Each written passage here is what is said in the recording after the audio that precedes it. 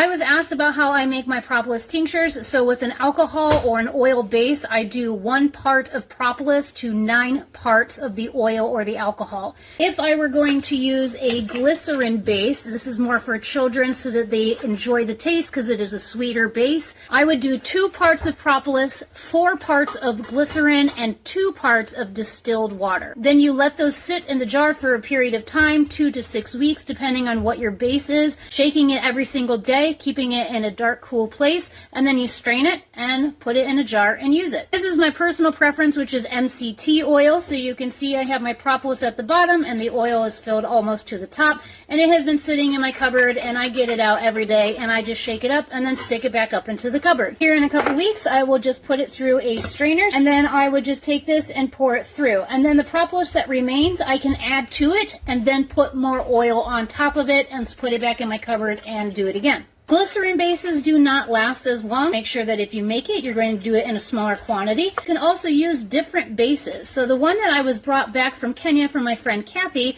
is actually a sunflower oil base. I personally have an olive oil base, and then MCT oil is my preferred method. With my propolis, I take it and I put it in a coffee grinder after I have frozen it, and then it turns into a fine powder, which I then can use inside of my tincture or infusions. If you want to know how and why to use the products from your own beehive, sign up for my medicinal beekeeping class on my website, muirhoneybee.org, so that you can learn all about the different products that you can make for your own family.